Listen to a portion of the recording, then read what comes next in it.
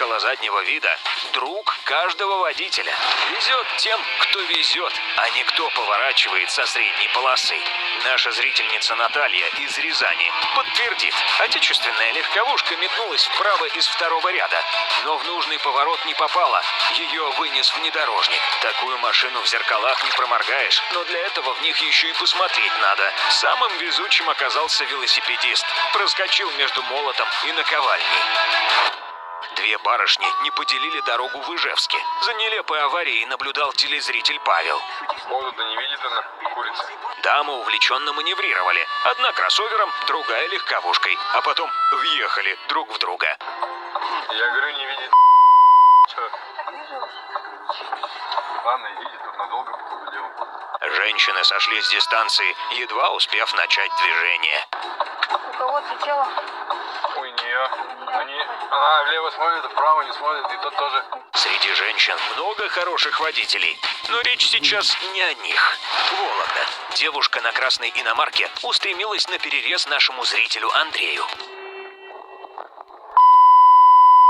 Девушка. Быстрая реакция и невысокая скорость позволили избежать столкновения, а ведь до близкого знакомства оставались сантиметры.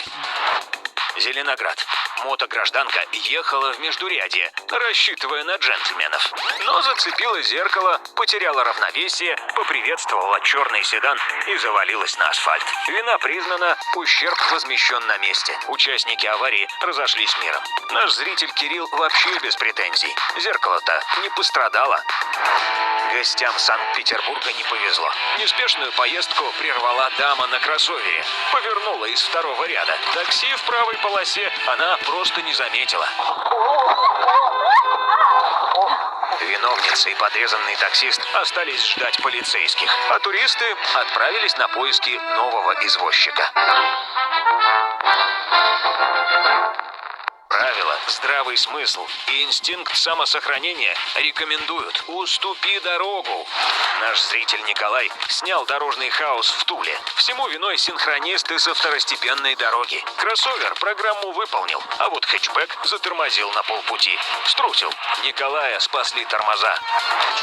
Москва. Водитель грузовика посоревновался в скорости с трамваем. Отказался уступить дорогу. Ну, можно. А я вот вспоминаю, если я, конечно, не ошибаюсь, вот Принцип «не трамвай объедет» не сработал. зона барбекю такая вот. Медики подъехали спустя несколько секунд.